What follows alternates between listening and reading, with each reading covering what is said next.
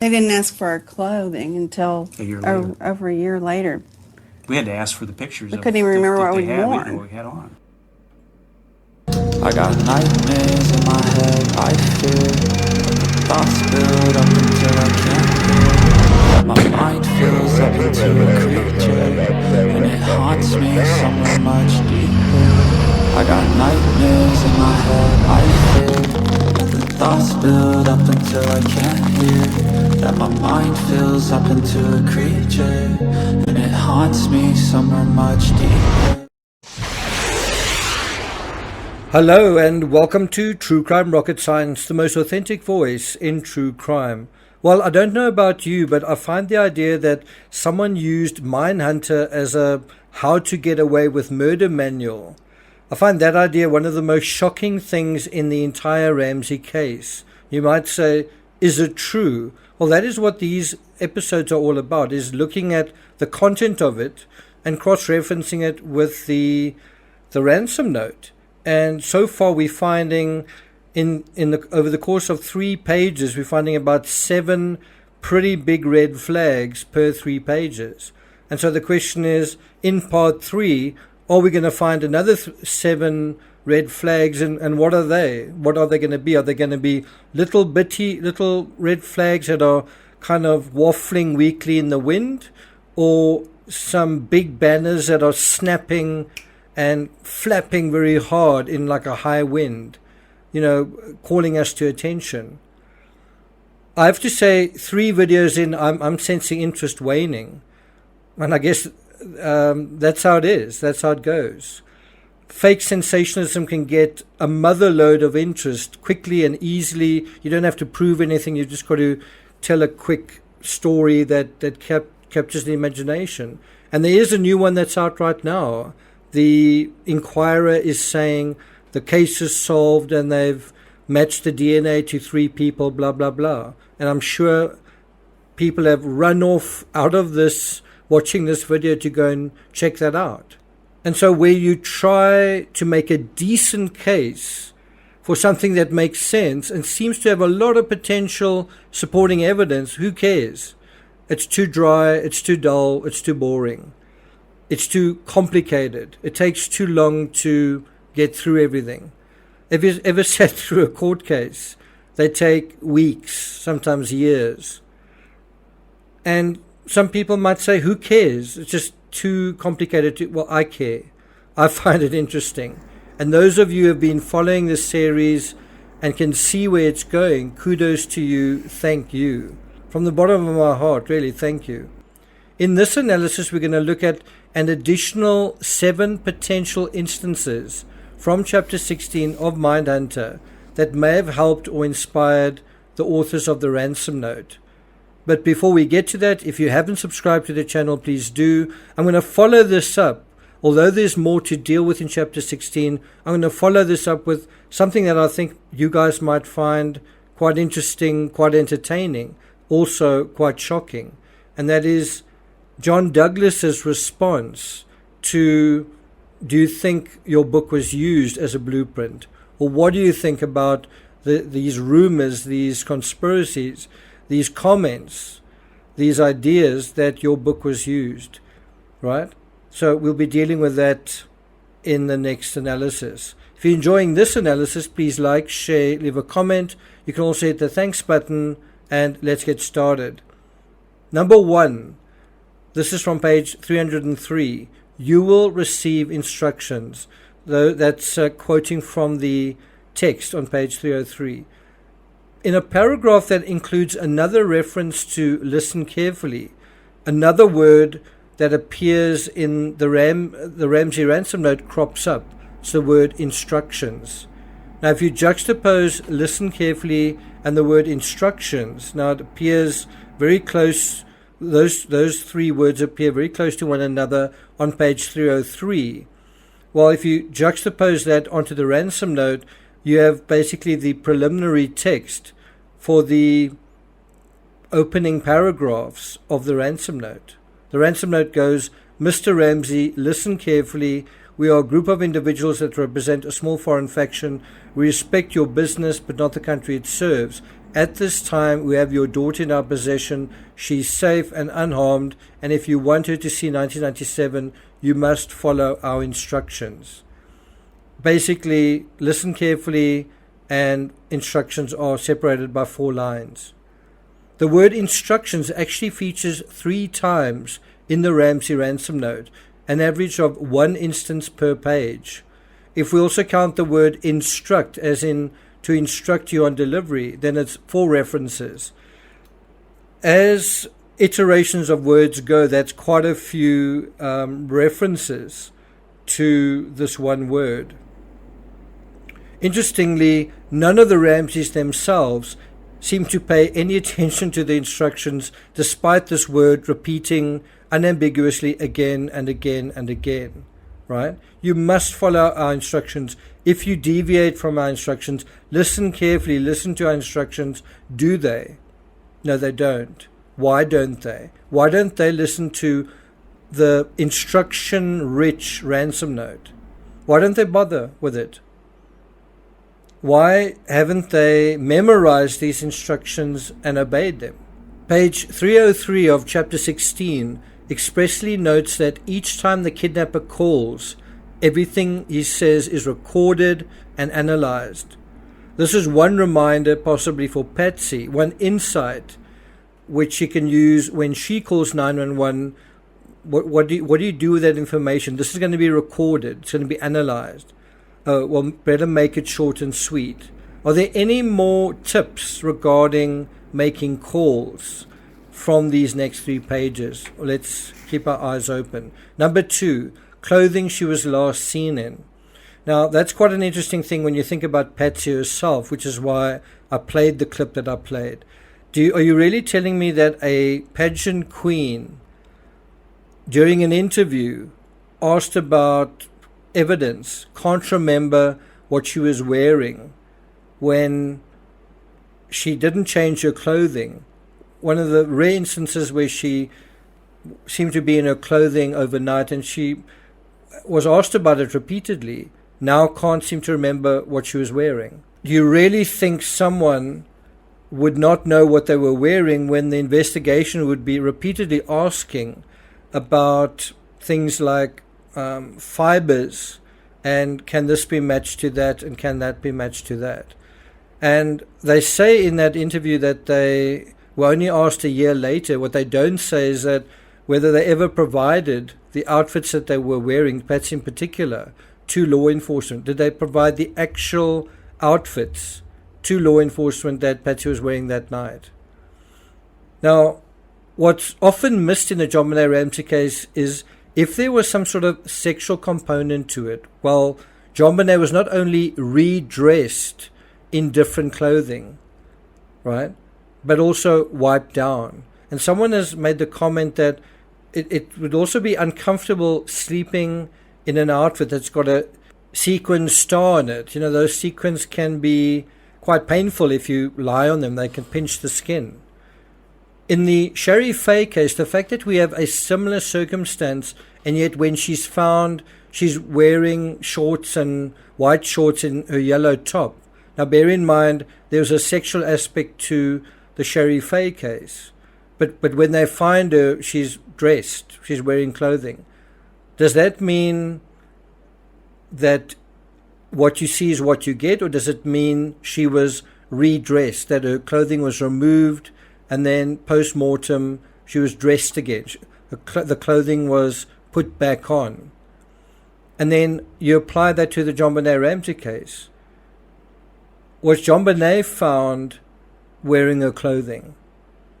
And whoever found her, did they leave the clothing on that she was originally wearing? Again, what I'm trying to say is, if there was a sexual component, then one way to hide that would be to change the clothing. Now, if you want to go through the circus of Gary Oliver going through the house, kind of doing cartwheels, doing push-ups, he's writing a ransom note, he goes downstairs, does whatever, well, then he's got to go back upstairs to put the flashlight in place. He's also got to go back upstairs to perhaps feed JonBenet. He's also got to go back upstairs to fetch the size 12 bloomers, which were apparently sourced from JonBenet's drawer in JonBenet's bedroom. So it's got to go from the basement all the way back up there. Hard to imagine. But this is the question. Did those trying to cover up JonBenet's death also try to cover up the sexual aspect?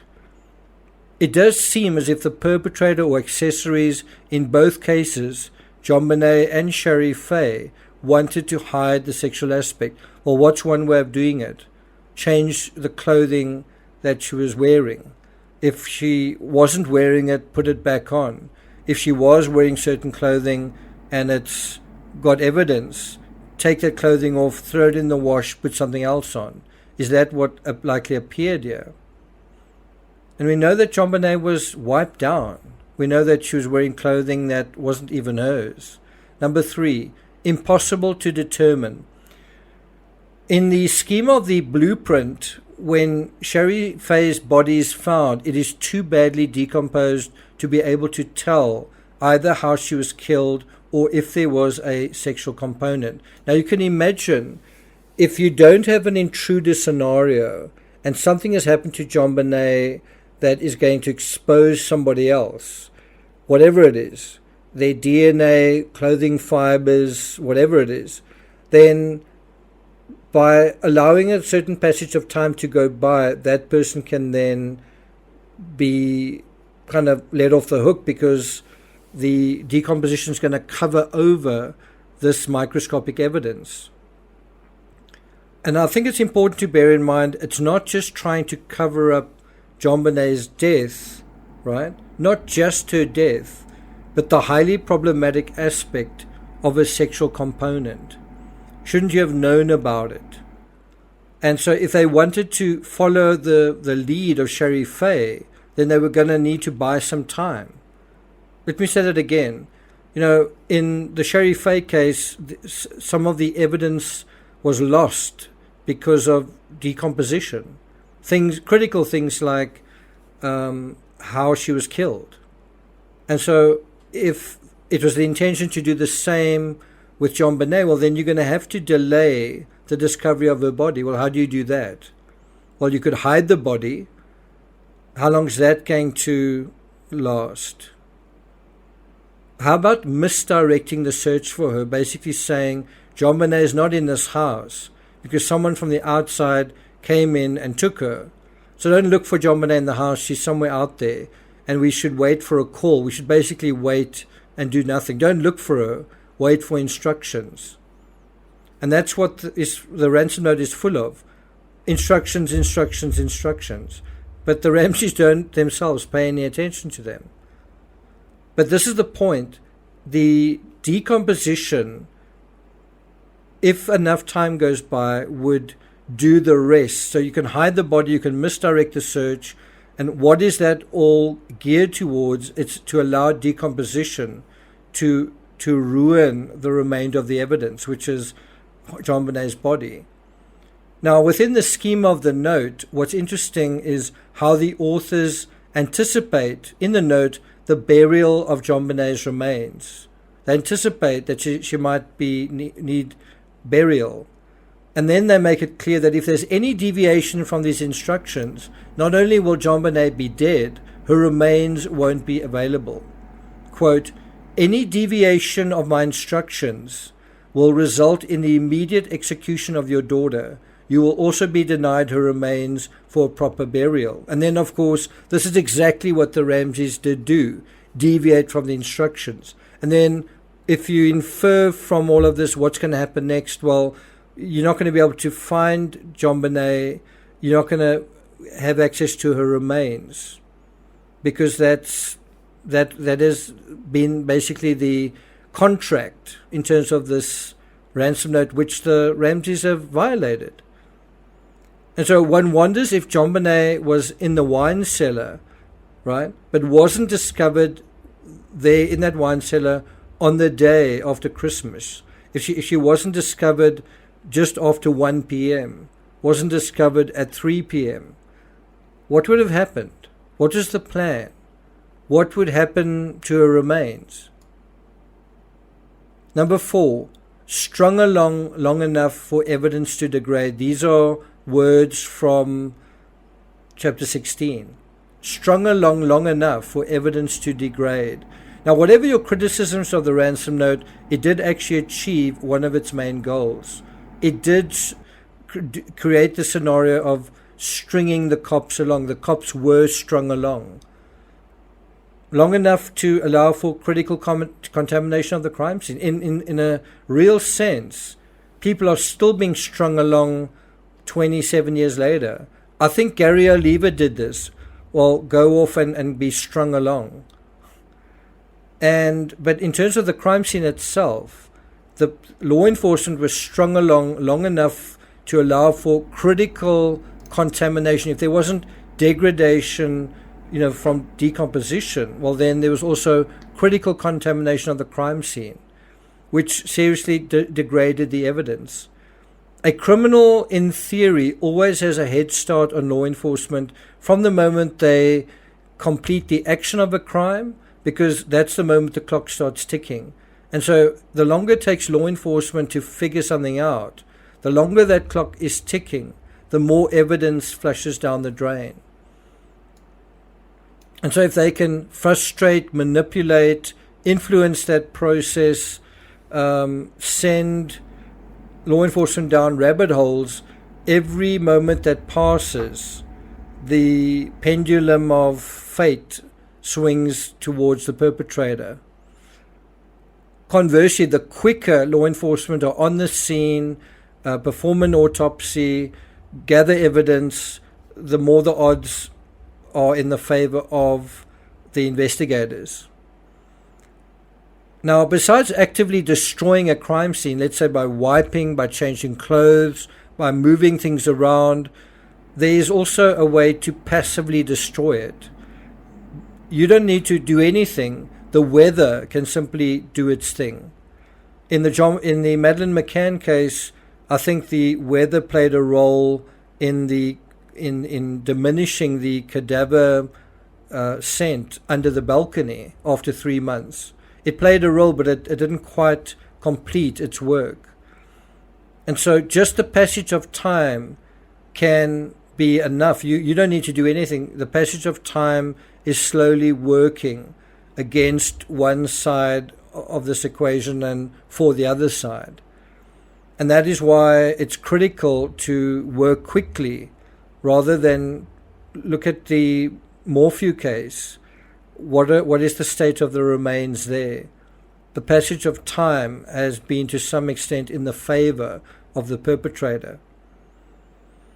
Think about all the things that could have been preserved if JONBENET had been discovered by the cops, let's say at 6 a.m. Let's say if Officer French arrived there, first thing, saw the Ramseys weren't handling the note, handing him the note, picking up the note and referring to it. And let's just say he made an assessment there, okay, and then for whatever reason, JONBENET was actually discovered 5 minutes later. She's not out there, she's in the house, I'm going to find her, and then he does find her. What could have happened? Instead of finding her at 1 p.m. and John finding her, what if Officer French found her? What if Officer French found JONBENET more than 7 hours earlier? Well, the snow narrative could have been recorded. The friends could have been kind of sequestrated into a room. The Ramseys could have been separated. But more important, all those things, the spider web, the fibers, DNA, the residues, the duct tape on JONBENET, all of that could have been controlled, sequestrated, collected, contained, and preserved, along with the obvious suspects themselves. One thing that a lot of people don't know is that there was a one-person raid on the crime scene. I think that's in the words of Detective Steve Thomas. That one person went into the crime scene and packed boxes filled with all sorts of things. And that's possibly how the book Mindhunter left the scene. It's also possibly how clothing left the scene. It's also possibly how a lot of other things left the scene. Number 5, duct tape, and I guess duct tape possibly as well. The duct tape in the Ramsey case is not only overkill, but an obvious sign of staging. And that is because the duct tape is totally unnecessary. Duct tape also features in the Shari Faye narrative. Detective James Kolar described the perfect lip impression of the 6-year-old child on the sticky side, and he said this would not have been possible if she was still alive and gasping and struggling to breathe. Those lips would be moving and smudging that impression if she was still alive. And so the fact that it's this perfectly preserved impression suggests that it was applied post-mortem. It was staging. If the ransom note author or authors knew not to leave fingerprints, they also knew to be wary of the sticky side of the duct tape, because that's exactly what's mentioned in this narrative. In the Mindhunter book, in chapter 16, the residue of the duct tape. As it happens, important fibers were deposited on the sticky side, including animal hair that was thought to be beaver fur. And this is where what Patsy was wearing, why this becomes so important. And getting that clothing and putting it into evidence and then trying to match it, that's also why it would have been so important. According to the Bonita papers, the DNA analysis of the trace evidence recovered from the duct tape revealed a human hair, an animal hair, later identified as beaver, and various natural and man-made red, blue, pink, purple, and brown fibers. We know that the first thing John Ramsey did when he found JonBenet was peel off the duct tape and discard it. John Douglas argued against those who, and we'll deal with him in the next analysis, he argued against those who said that the Ramsey staged the crime scene. He said, why would he stage a crime scene only to unstage it? No one would do that. As I say, we'll deal with Douglas in more detail in a later episode, but for now I think we need to be clear. I speak English, and Douglas's use of the English language seems to imply that by removing the duct tape, John had undone literally all the staging. Well, what about the ransom note? If there was no intruder, what about the open window? So you can't say just by removing the duct tape, all the staging was lost, was undone. It wasn't. Number 6, he called using a script he knew to get off the phone ASAP. That's from page 304. Now we get to a second reminder in terms of how to deal with making a phone call. Remember I said the first was that calls are going to be recorded and analyzed. Well, the second is make a script and keep it short. And that's actually expressly mentioned on page 304 of chapter 16. It's interesting how long the ransom note is and how short the 911 phone call is. Shouldn't it be the other way around? Whoever wrote the ransom note seemed to be very confident in their ideas, in their ability to write something and not be found out. Very confident if you consider how short the 911 call was. And if one speculates, if you say, okay, what if Patsy wrote the note? If Patsy wrote the note, how confident was she in writing the note? Did her confidence flow from the little-known fact that she was ambidextrous? And what's more, so in other words, if they tested her handwriting, they would tend to test it with her right hand, and then she would probably pass. And what's more, she was an artistic and journalism major. And the point is, did her confidence flow from all of these things? And so it didn't matter how long the ransom note was.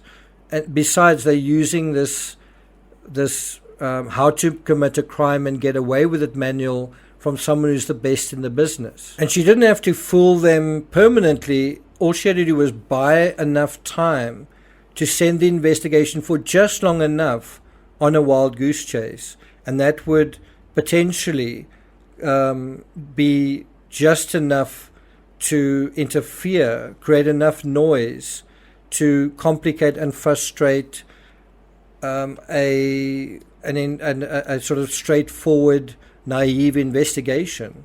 Isn't that what happened? On the other hand, you could say, did Gary Oliva write the note because he kind of wanted to also get a head start, but then he calls a friend the next day and he confesses?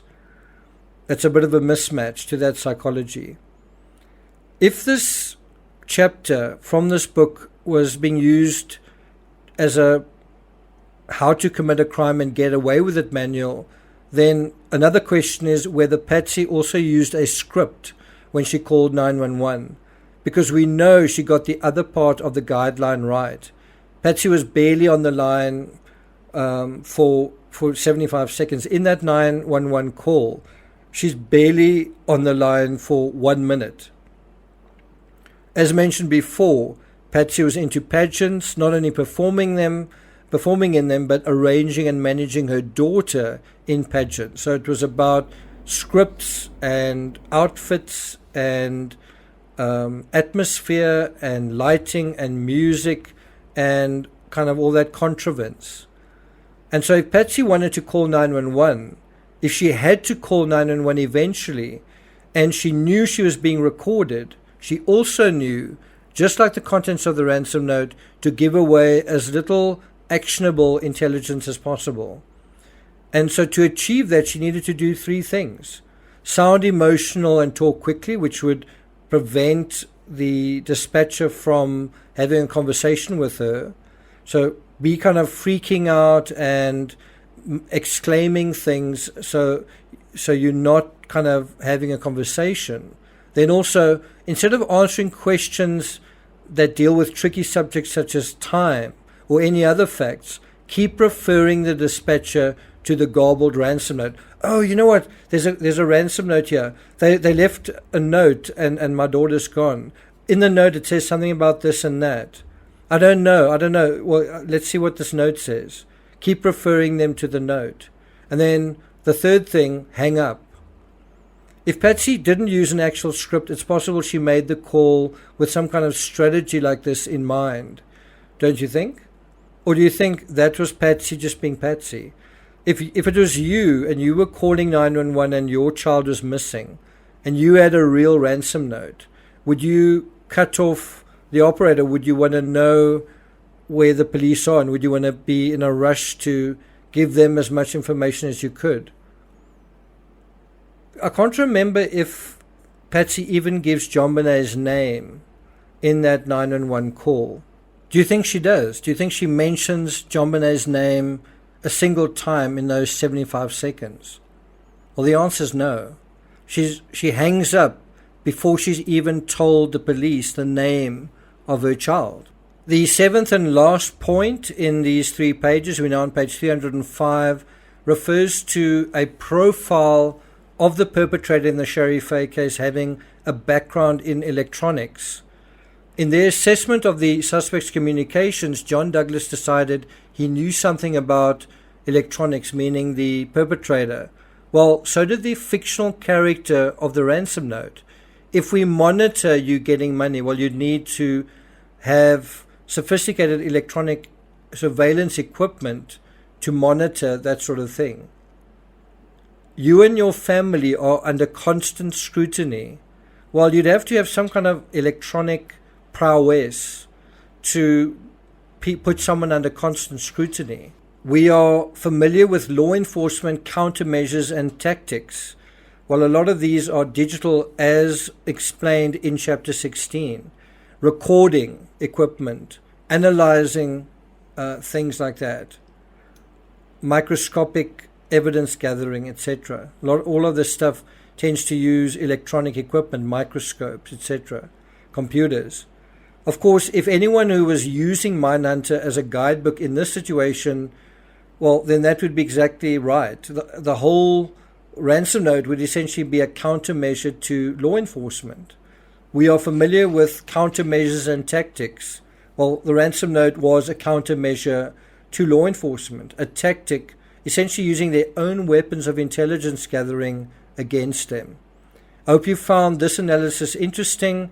As I say, since interest in this analysis in terms of the Chapter 16 of Mindhunter seems to be waning, we'll deal with the author of Mindhunter's response to ideas that his book may be may have been cynically used in the next episode. Thank you for listening. I hope you're having a wonderful festive season in the run-up to Christmas, which is just 3-4 days away, depending on when you celebrate it. If you're not celebrating Christmas or whatever you are doing, I hope you're okay. I hope you at least, I hope you're not feeling lonely. A lot of people are, so just allow the days to go by and it's not the end of the world. If you are in need of some company, I will be doing a couple of live streams over the Christmas period. Shows you how much I've got going on. So look out for that. Thank you for listening, and I'll see you guys next time.